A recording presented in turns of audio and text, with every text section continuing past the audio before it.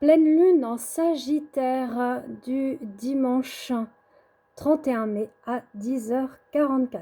Donc oui, donc pleine lune en Sagittaire, vous avez compris.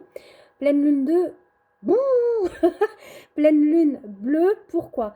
Alors parce que on a eu deux pleines lunes ce mois, d'accord? Donc on a eu celle en début et on a celle qui est là en cette fin du mois de mai. Donc là, elle va être quand même assez intense, celle-ci, hein. Il va y avoir du remue-ménage. Donc voilà.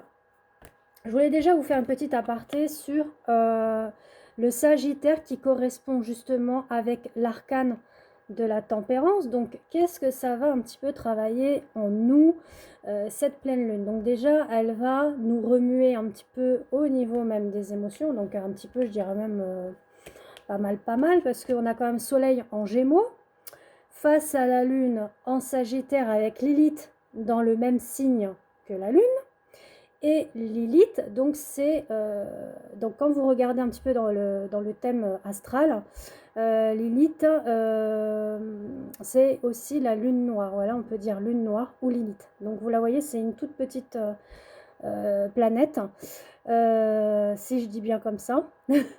Mais en tout cas, ce que j'ai pu noter, Lilith, elle est aussi en Sagittaire, donc elle sera juste un petit peu sauvage.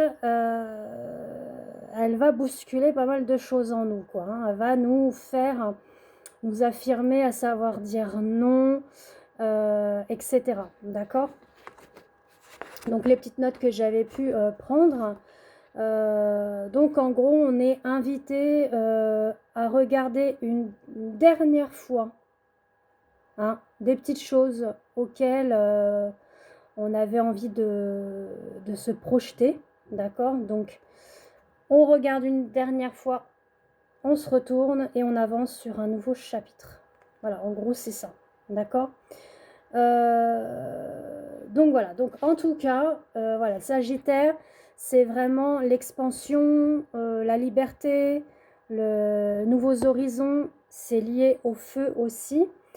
C'est aussi avoir confiance un peu plus en nous et en nos sens, à nos ressentis. Donc voilà. Mais voilà, ce qui risque vraiment un petit peu de, on va dire, bousculer un peu plus que d'habitude, c'est parce qu'on va avoir quand même Lilith aussi en Sagittaire et ça va... voilà, va falloir, c'est ce que je dis avec la Lune, hein, va falloir tempérer ce week-end, beaucoup de fatigue, beaucoup de stress, beaucoup de peut-être peut-être de colère, de tristesse, des choses un petit peu voilà, qui vont trifouiller à l'intérieur. Donc n'hésitez pas à boire beaucoup, vous reposer. Donc voilà, donc en tout cas, qu'est-ce qu'elle va nous faire cette pleine lune?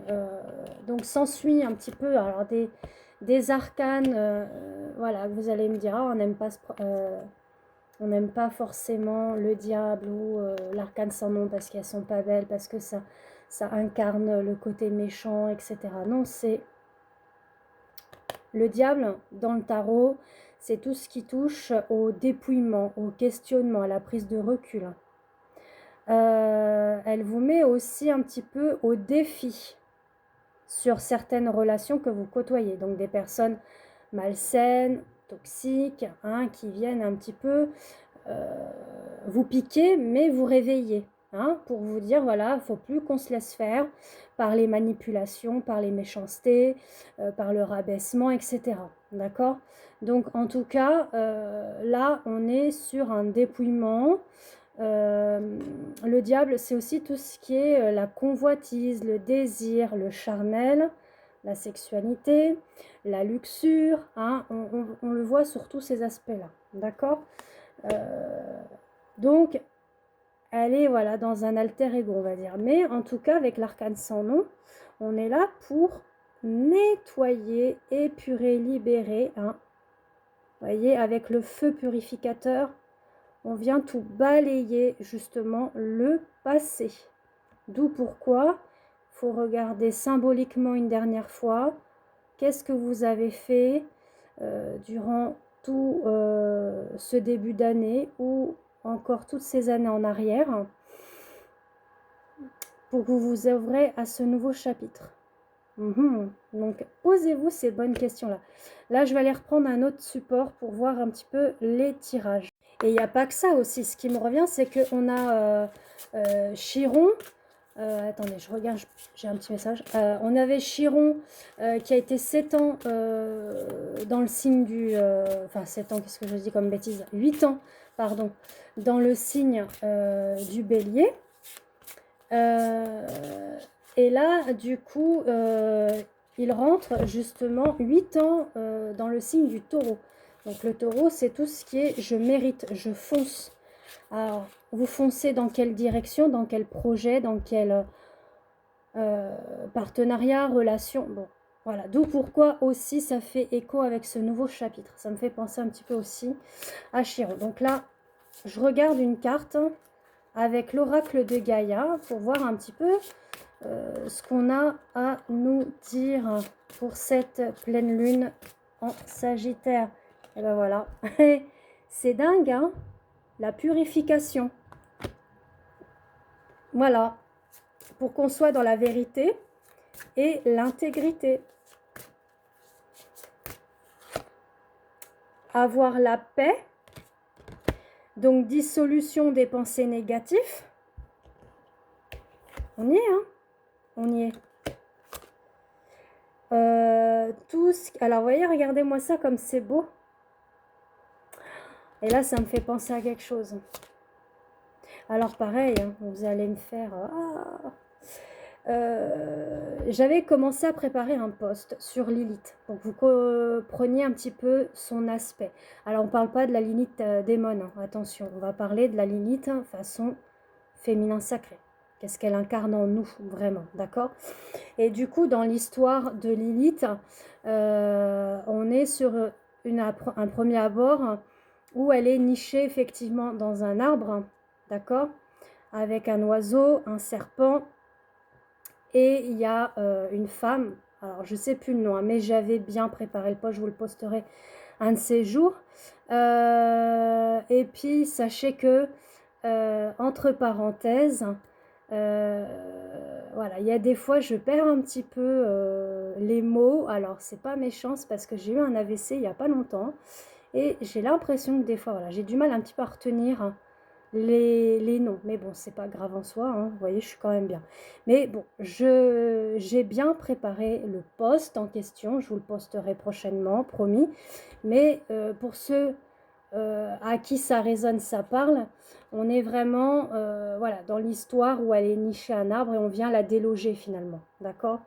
Donc il y a un petit peu cet aspect-là avec la lune où elle reprend, vous voyez, naissance un petit peu sur cette énergie lunaire et solitaire, d'accord?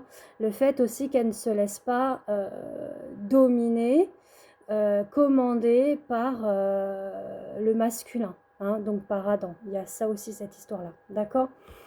Donc en tout cas, si vous êtes intéressé, moi ce que je vous invite à faire, vous pouvez regarder un petit peu plus mes publications que je publie au niveau, voilà, publications écrites, même les vidéos. J'ai préparé aussi des bougies à l'effigie justement de Lilith. Donc voilà, si ça vous intéresse, n'hésitez pas à me contacter via WhatsApp. Et j'en ai fait bien d'autres, des bougies avec la déité de Athéna. Alors là, par contre, Athéna, je connais parfaitement. Ma fille s'appelle Athénaïs, donc c'est pas pour rien. Voilà. Et j'ai aussi fait, parce que depuis quelques années, je fais le soin de la déesse Shakti, donc avec les énergies de la Kundalini.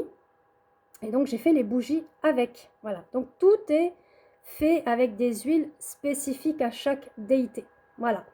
Donc, si ça vous intéresse, vous venez me voir via WhatsApp pour commander et puis qu'on voit les modalités d'envoi et de règlement. En tout cas, on parle d'un défoulement de subconscient et d'une guérison. Voilà. Pour avoir la paix. Pour avoir la paix. Alors, attendez. Eh, c'est-il pas merveilleux? C'est pas merveilleux ça? Voilà, on est guidé, on est soutenu, on est épaulé. Soyez attentifs à vos rêves, à vos ressentis et à votre ange gardien, vos guides. Voilà, pour la lune. C'est merveilleux. Voilà,